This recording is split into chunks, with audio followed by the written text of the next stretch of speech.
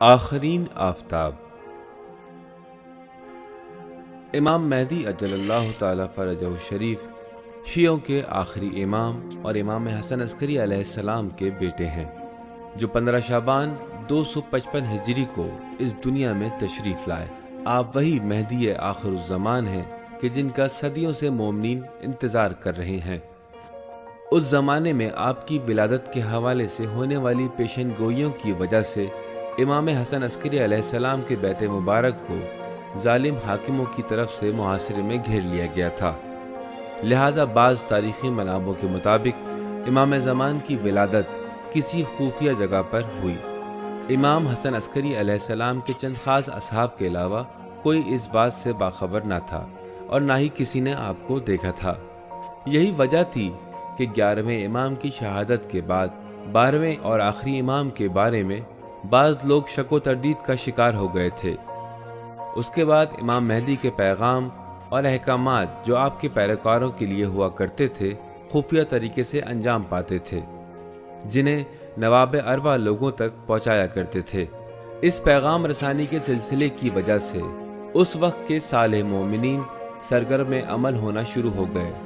امام زمان علیہ السلام کے 4 نائبین خاص تھے: عثمان بن سعید، محمد بن عثمان، حسین ابن روح، علی ابن محمد۔ ان 4 نائبین نے 69 سال امام زمانہ اور شیعوں کے درمیان رابطے اور پیغامات کے سلسلے کو جاری رکھا۔ در حقیقت یہ 4 نائبین امام زمان کے بلا واسطہ احکامات اور پیغامات کے ذریعے مومنین کی رہنمائی اور رہبری کیا کرتے تھے۔ نائبین اربعہ کے ان 69 سالوں کو غیبت صغریٰ کہا جاتا ہے۔ ان 4 نائبین خاص کے بعد غیبت صغریٰ ختم ہو گئی اور غیبت کبریٰ کا آغاز ہو گیا، جو تاحال جاری ہے اور باذن خدا انشاءاللہ جلد ظہور پر اختتام پذیر ہوگی۔ غیبت کبریٰ کے دوران امام زمان کی جانب سے کسی خاص نائب یا نائبین کا انتخاب نہیں کیا گیا ہے، بلکہ امام زمان کی حدیث کی روشنی میں بتائے گئے اصولوں کے مطابق مراجع عظام برحق غیبت کبریٰ میں نائب امام کی حیثیت رکھتے ہیں۔ 250 سالہ نامی کتاب میں بیان کیا گیا ہے کہ ہمیں انتظار فرج کرنا چاہیے۔ اس کا ہرگز یہ مطلب نہیں ہے کہ ہم صرف آخر الزمان کے منتظر فرج رہیں، بلکہ مطلب یہ ہے کہ ہر مشکل قابل حل ہے جس کی کوشش کرنا لازمی ہے۔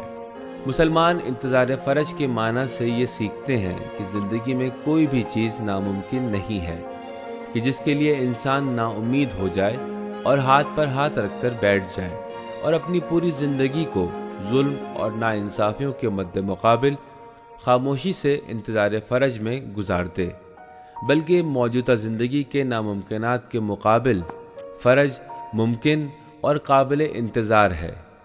انسان کے لیے یہ امید کا درس ہے، تمام انسانوں کے لیے حقیقی انتظار کا درس۔ اسی لیے ہے کہ انتظار فرج کو افضل الاعمال میں قرار دیا گیا ہے۔ یہاں سے یہ پتہ چلتا ہے کہ انتظار ایک عمل کا نام ہے، بے عملی نہیں۔ لہٰذا غلط فہمی کا شکار نہ ہوں کہ انتظار یعنی ہاتھ پر ہاتھ رکھ کر بیٹھ جانا اور انتظار کرتے رہنا کہ خود بخود کچھ نہ کچھ ہو جائے گا۔ انتظار ایک عمل ہے، تیاری کا نام ہے، اپنے وجود میں ایک جذبہ عمل کی تقویت کا نام ہے، ہر سطح اور ہر مقام پر ایک تحرک کا نام ہے۔ معروف روایات کے مطابق امام زمان ذی طویٰ نامی علاقے میں ظہور فرمائیں گے اور اس کے بعد اپنے 313 اصحاب کے ہمراہ مکہ مکرمہ جائیں گے اور حجر الاسود سے ٹیک لگا کر اپنے علم کو بلند کریں گے اور اپنے قیام کا آغاز فرمائیں گے۔ امام زمان علیہ السلام کے ظہور کے بعد حضرت عیسیٰ علیہ السلام جو اذن پروردگار سے آسمان کی طرف سفر کر گئے تھے، امام زمان کے ظہور کے بعد ظاہر ہو جائیں گے اور امام زمان کی بیعت کریں گے۔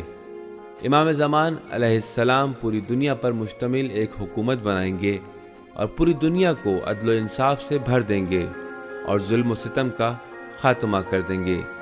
اس امید کے ساتھ کہ ہم بھی اس عظیم اور بابرکت تحریک میں چاہے کم ہی صحیح لیکن شامل ضرور ہوں انشاءاللہ۔